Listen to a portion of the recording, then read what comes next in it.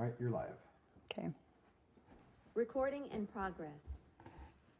Hi, everyone. Welcome. We're so thrilled to have you back for another great night. We have a great guest speaker here with us tonight. I want to introduce you to Whittany Gibson. She is a seasoned registered dietitian and lifestyle coach with over 15 years of experience specializing in weight loss and holistic wellness. She's the co-founder of Alterra Health, which ShillMed has recently partnered with to bring you all kinds of nutrition resources as well as all kinds of other resources with physical activity, information on sleep, stress management, and so much more that aligns with what we are doing here at ShillMed. So we're so excited to be partnering with Alterra Health. Whittany is passionate about educating and empowering people to take control of their health through sustainable lifestyle change. If that sounds familiar, this is why we've partnered with them, right? Whittany takes a whole person approach addressing all pillars of wellness, including nutrition, physical activity, sleep, stress management, and self-care. All things, again, that go through the pillars of lifestyle medicine, which is what we're actually going to talk about in June in this webinar series. She's known for creating practical, real-life tools and programming that meet people where they are in their journey and help them apply health concepts in ways that stick. Driven by her mission to make wellness more personal, achievable, and lasting, Whittany continues to inspire change by blending clinical expertise with compassionate coaching. Thank you so much for being here with us tonight, Whittany. We're so excited for this interview and for all of the things that you're going to teach us about tonight. Yeah, it is my absolute pleasure. I love talking first and foremost. But to your audience, I'm just happy to be here. Thank you. Thank you so much. And I just want to remind our patients who are watching tonight, if you have questions for Whittany, please drop them in the chat window. We'll address those as we go. So to start out with, I would just like you to tell us a little bit more about your background. We kind of talked about it a little bit in the introduction.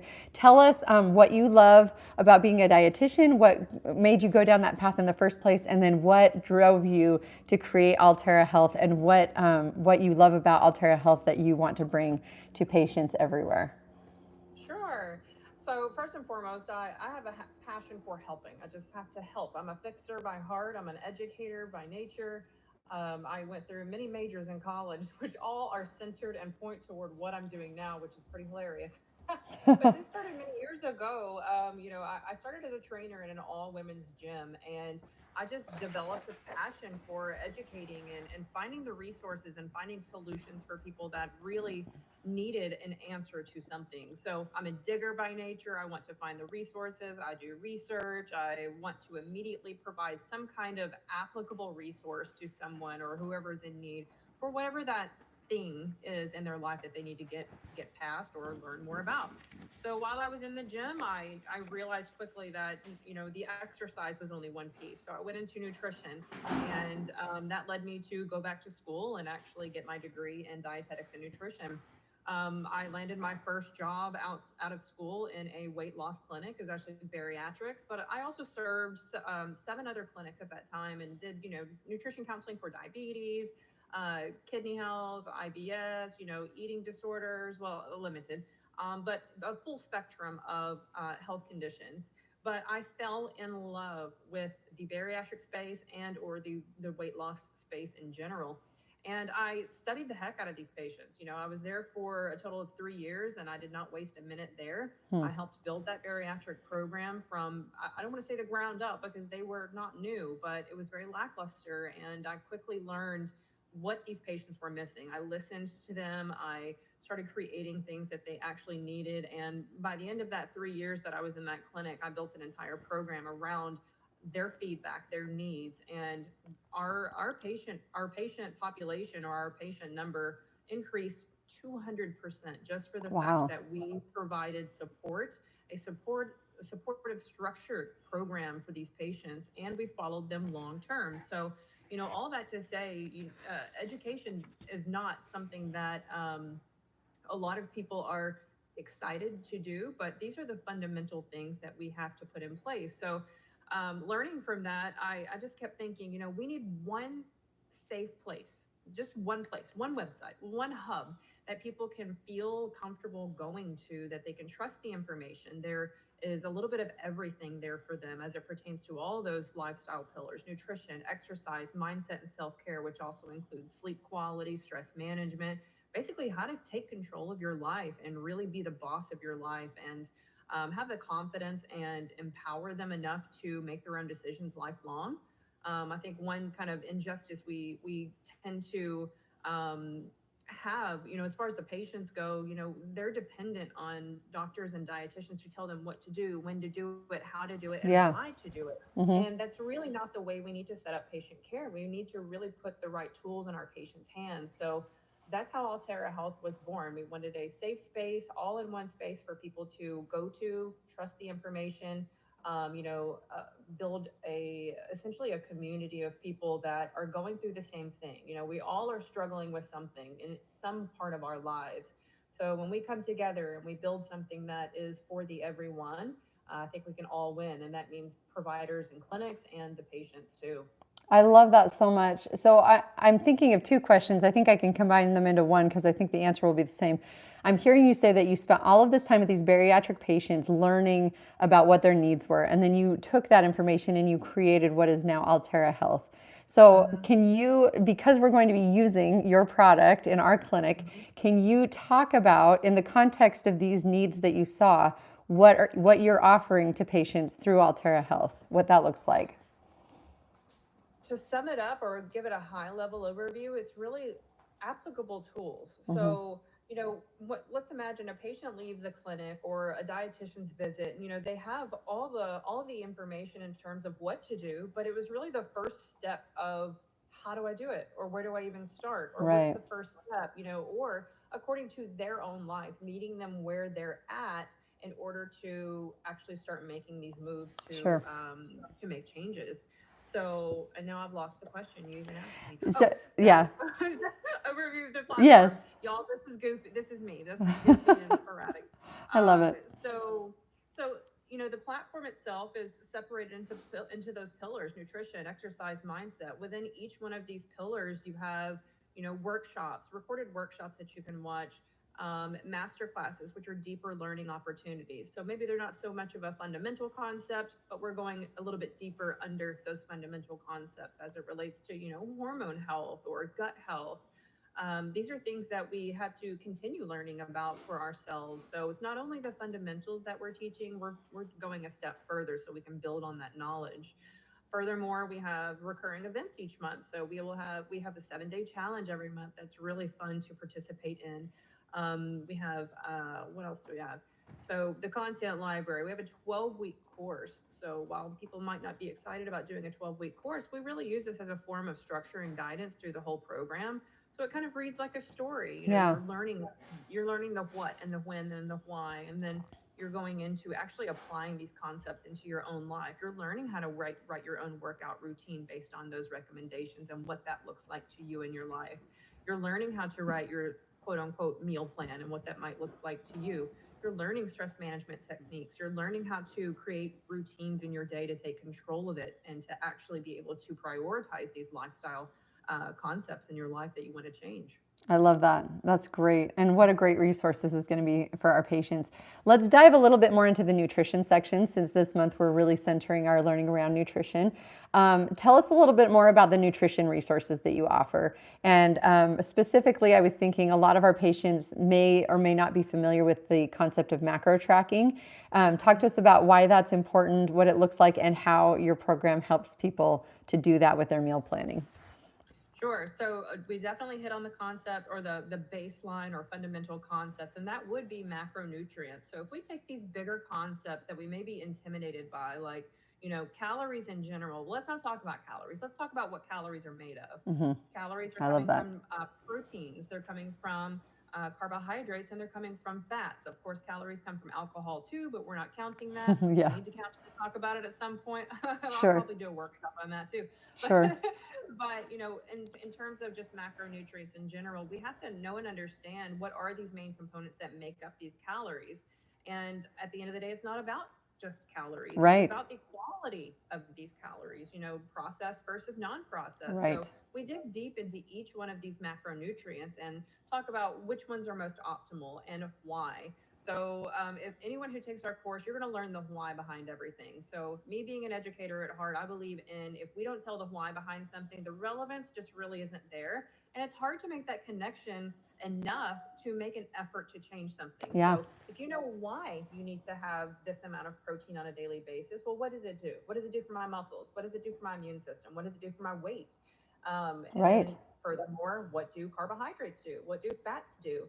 So having a baseline knowledge in each one of these things helps you to make really educated decisions about whether your meal is complete, or how to manage your blood sugar, how to keep your energy levels up throughout the day. So knowing the baseline knowledge of even macronutrients themselves helps you get through your day in terms of how you feel all day long, how you're operating as a human being, Yeah.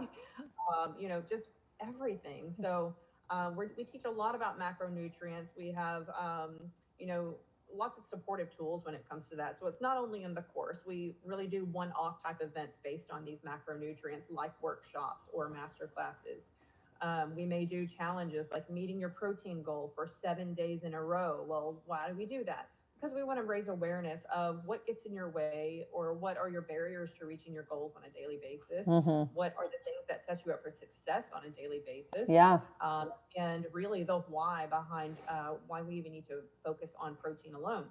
So that's just Yeah. an example of how we kind of tie these macronutrient concepts into different ways or different formats of learning.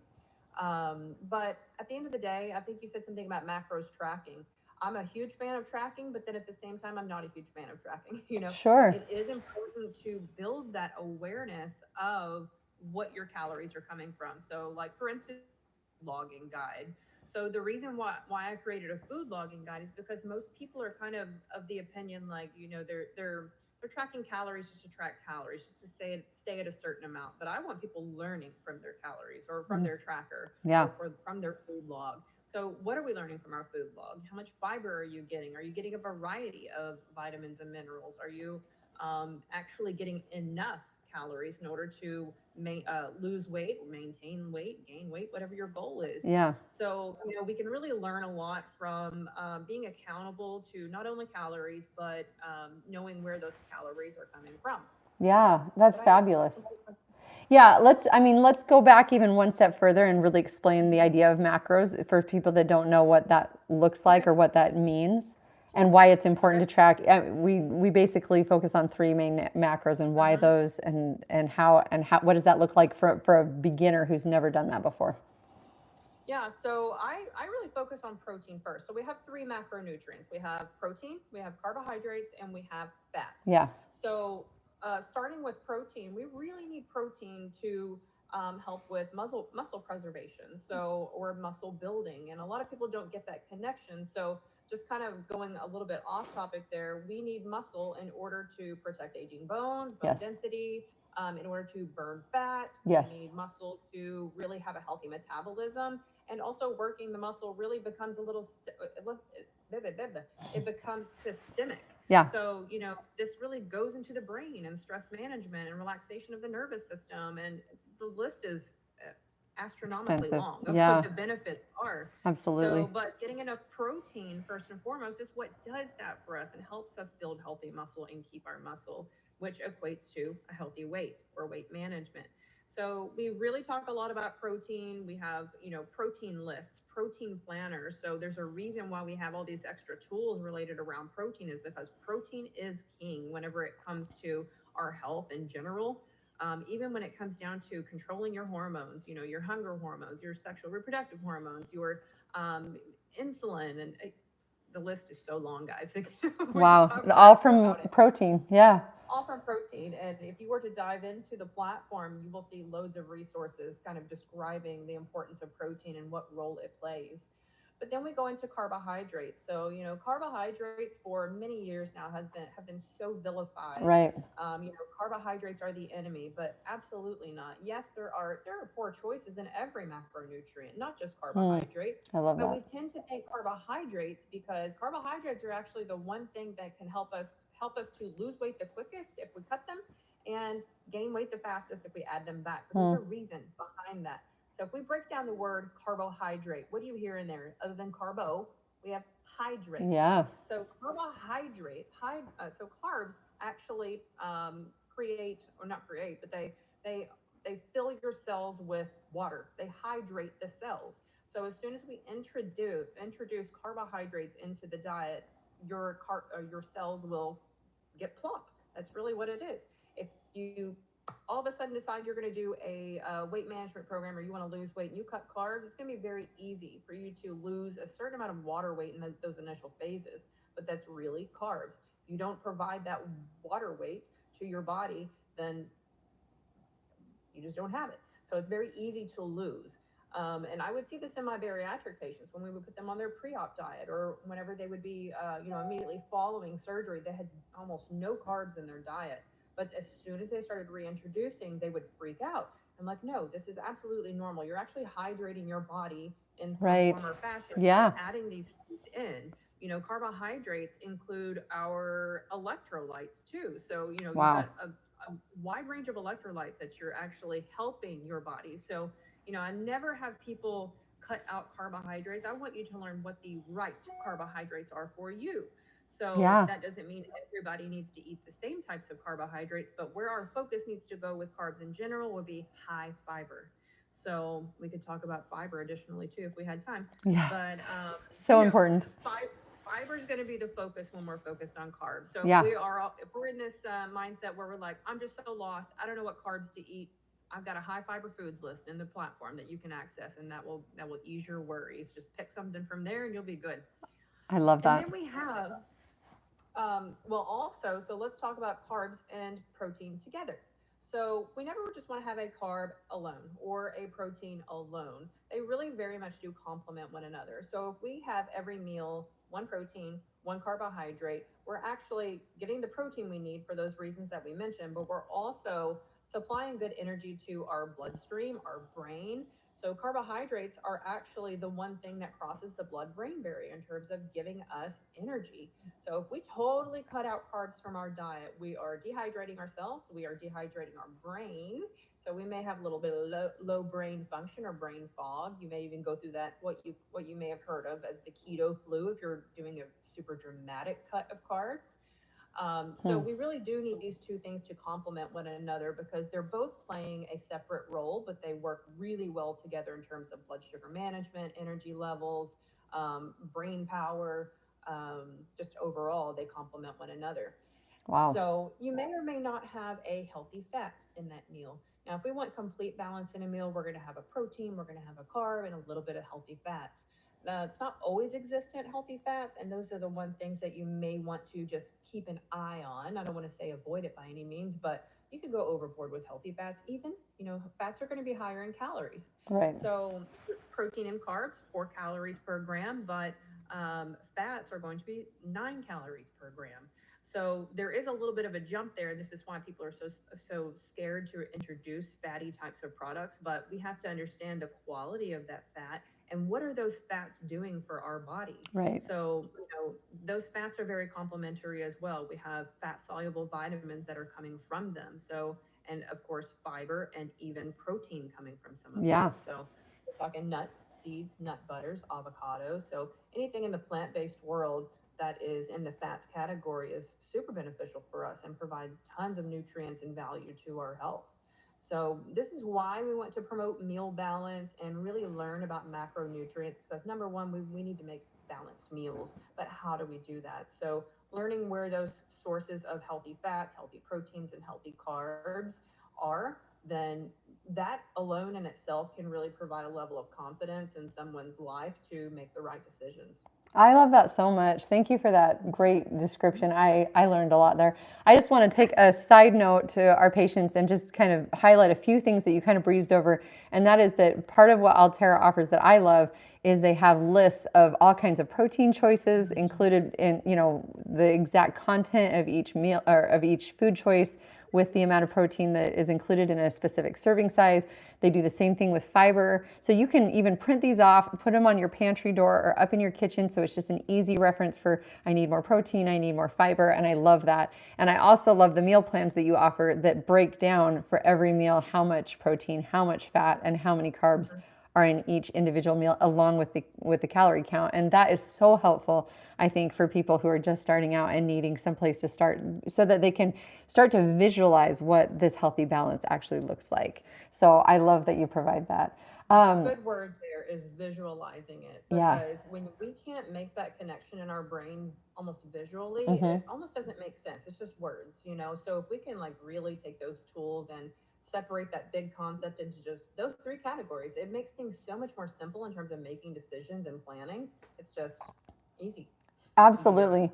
So certainly there's balance beyond the three macronutrients, right? We're also looking at vitamins and minerals and all of the things that fresh fruits and vegetables and plant-based eating brings to the table that are beyond those three things.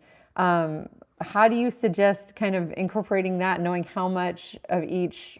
There's so many different ones, right? There's so many different vitamins and minerals provided in so many different plant-based foods. How do you go about knowing where to start with that piece? Well, number one, it would be the balance between the macronutrients. But going even further, where there's such a variety of vitamins and minerals in the plant-based world. So we really promote plant-based eating, not primarily plant-based eating, but really being plant-focused and getting to know, what do you like in this world? What do you like in the plant-based world? Because think of how much color is in the plant-based world. So, Yeah. I kind of make this more of an elementary type of concept: eat the colors of the rainbow. And there's a reason we say that. It's because each and every color will provide a different nutrient or a different vitamin. So Yeah. this is why we want so much variety. So if you can even make a list, or if you print off that high fiber foods list, or even just a simple vegetable list, Yeah. mark next to each one of them, what do I like? What do I know I like? What do we have as a staple item already? What am I willing to introduce into our home and plan with on a general basis or on a regular basis? So it's really, how I like to introduce going into a new program is, this is time for you to experiment with food and with yourself. This is a really fun self experiment. Let's experiment with foods you've never touched before. If you've never eaten a dragon fruit before, cut that baby open and look how beautiful it is. Yeah. And what it tastes like. You may, quote unquote, waste money on testing it, but what are you really missing out on in the end? And Right. if you end up liking what you're trying, then that's phenomenal. Yeah. You're introducing things that your body's never been introduced before too. And think of all the properties and what they're doing for you, how much Yeah. inflammation we're fighting, how much more healthy properties we're just introducing to our brain and body in general. Oh, I love that so much. Shifting gears just a little bit, another offering from Alterra Health is that if patients need access to a dietitian, which is a lot of times you, correct? They can reach out and explain to us a little bit what that looks like. Is it a live chat, and what kinds of questions do you anticipate coming in, and what do you offer with that resource? Yeah, so any point in time, people can make an appointment with me, video chat. They can join one of our live sessions that we do and conversate based on that topic.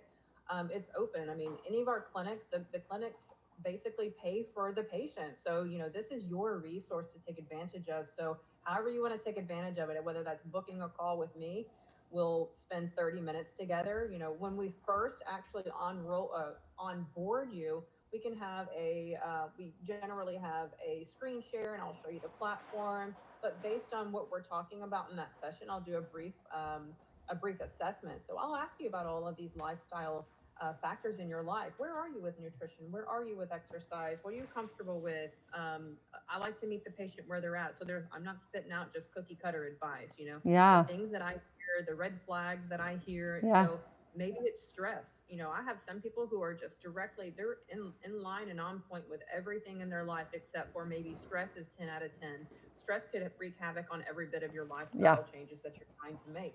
So really, we're kind of digging deep on a one-on-one basis, learning what you need to take care of first and foremost. But also, we're talking about how important that course is. So I'm encouraging you to get that course.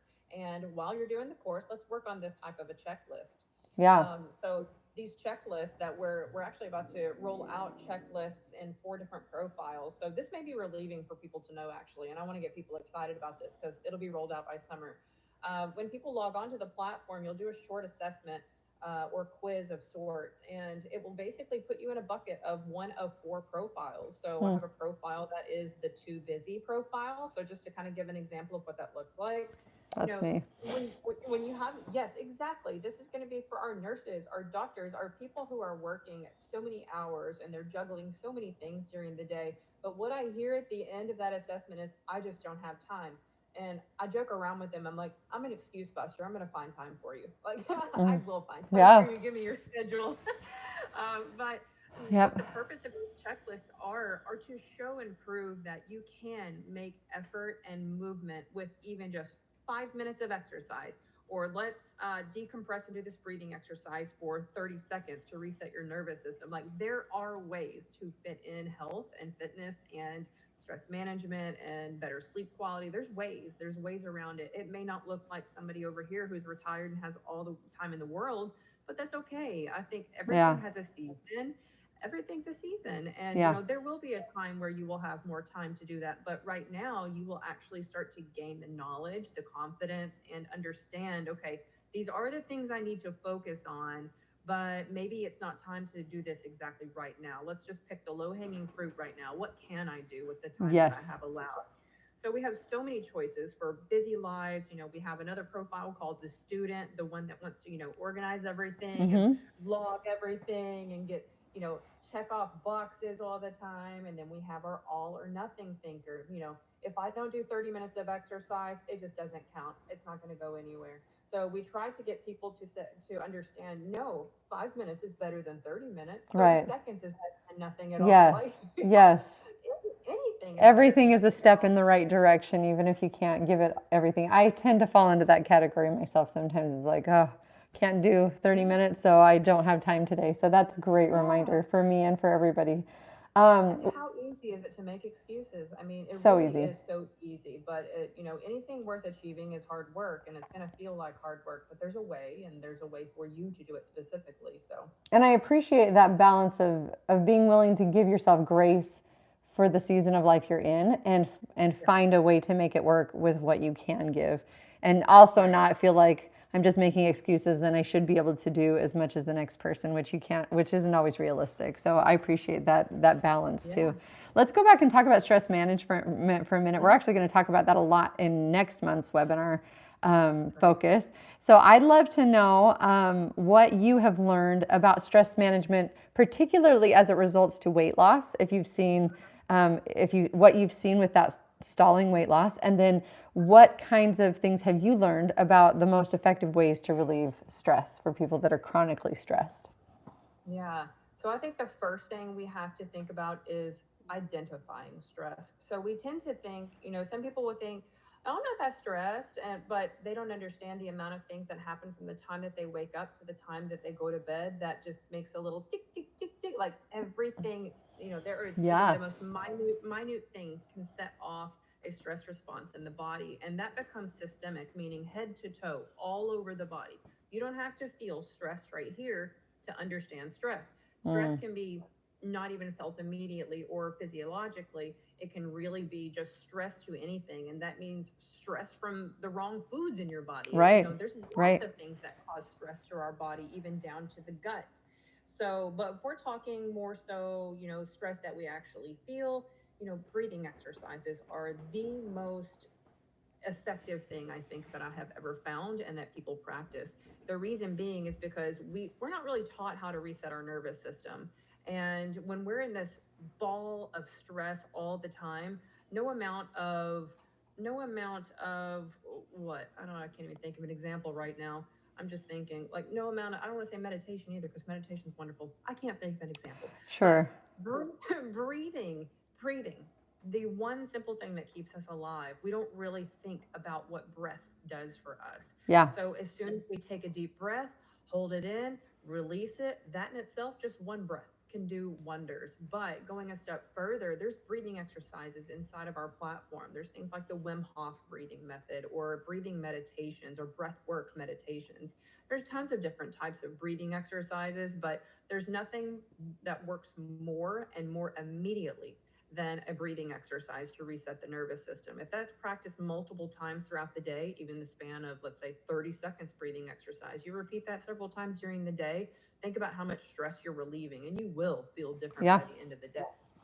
But we also have self-guided meditations. We've got, 5-minute meditations. Some people aren't comfortable with the word meditation. Right. Because some people think it's hokey. But at the end of the day, this is literally just making your mind focus on nothing at all.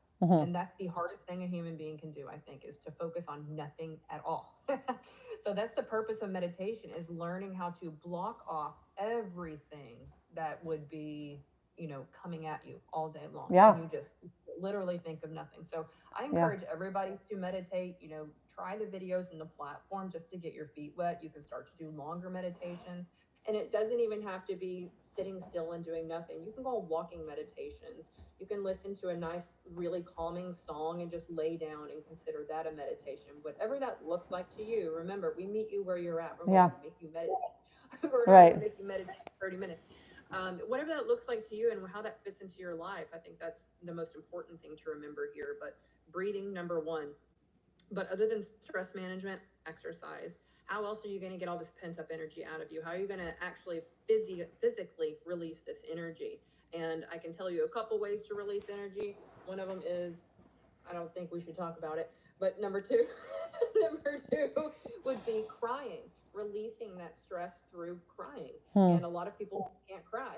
But I'm one of those people who I can become so tired at the end of the night. I can name one night this week I was so exhausted that I just started crying, and I didn't mean to. I wasn't sad. I wasn't emotional. It was just a stress relief response, and that's okay, and that's normal. Other than that, screaming, singing really loud, like things that really make a vibration in our nervous system, essentially, actually vibrate out some of that stress. So everything is deep and physical. We have to remember that. So any way that you can kind of take care of yourself in terms of stress relief, you're going to end up setting yourself up for success. Because if your stress is out of whack and everything else is in place, that stress level can wreak havoc on every piece of lifestyle progress you've ever made. So, and this comes down to, the imbalance of your hormones or affecting the way you sleep. And if we start affecting all these other areas of our life, then we're getting nowhere fast. Yeah. So stress relief is pretty much number one on my list when I talk about, when I talk to my patients in self-assessments or in their assessments. I want to know your stress. I want to know your stress level. And if you tell me anything above a 7, you're gonna get some suggestions from me, because I want you taking a step first. Yeah. Well, two things that I love that you're saying. The first is this idea of a nervous system reset is relatively new to me in the last year or two. And I'm fascinated by that idea. And I love your suggestions about that, because we just don't understand how much our nervous systems, like every other part of our bodies, need frequent resets. I think the whole purpose of sleep is to reset us every 24 hours. We're doing a major reset, right? Our brains and our bodies and our cells, everything's regenerating and renewing, and we need those resets. And just like everything else, our nervous systems desperately need those resets. And most of us don't really know how to do that very well. And so I love those suggestions. Let's go back to nutrition for a few minutes. One question that we get from our patients a lot is, we want to make these changes. We want to be healthier. We want to lose the weight and then maintain that weight loss. And we want to make healthy, nutritious choices.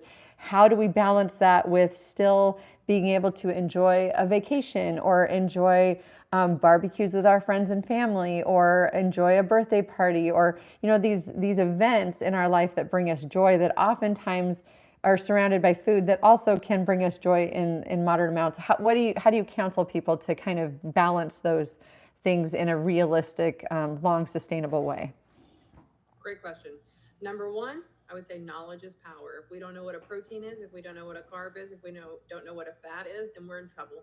So we want you to be able to go to these events and be able to identify which ones would be the most optimal choice for me, and can you make that healthy decision? Now, I'm not all about fun sucking by any means. I like to enjoy some, fatty foods, some good home cooking. I'm from Kentucky. I'm a Southern girl, so I really like, good fatty Southern food every now and then. It could quite likely make me sick these days, but it's Sure. still that mental nostalgia Yeah. that I have. And I don't want to take anyone's enjoyment away from what they truly want to have. But at the end of the day, you're going to get to a point where you're almost creating standards for yourself. Like, my name is Whittany, and I just don't choose these foods anymore because I don't crave them. I don't want them because I know what they're going to do to me. I know how I'm going to feel after. Yeah. So number one, I like to have people visualize things. So before you make a decision, how bad do you want it? Is this an emotional decision? Is this a physical decision? Like, I'm really starving and I just can't help myself and I'm going to have it. Or is that, you really kind of have to have a powwow with yourself before this. Like, what are your goals when you get there? Are you going so that you don't have to think about any kind of food responsibility? That's okay. That's only okay though if you have, let's say, the majority of your nutrition goals or your nutrition habits in order. I think so if we could keep like 75-80% of our nutrition in point throughout the week or on a general basis, who cares if we slip up and we have a night's worth of meals that aren't healthy for us? I mean, that's really up to you to deal with it in the aftermath if Sure. that hurts your stomach or something. Yeah. But I by no means would say, you want to give yourself grace and mercy in those moments, because we're human beings. We're wired to want things that we shouldn't have. Well, that's a hard so true, isn't it?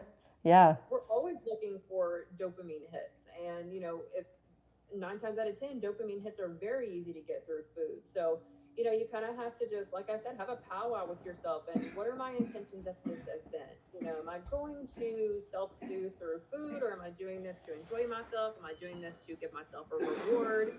So those are all points that you want to kind of ask yourself beforehand. But if we truly want to go and make healthy decisions, then knowledge is key first. We want to understand the fundamentals of food so that we can make those decisions in those types of moments. I love that. And I love what you said about how we're wired to seek out dopamine hits, and food often does that for us. That is another piece of knowledge that I think is really powerful.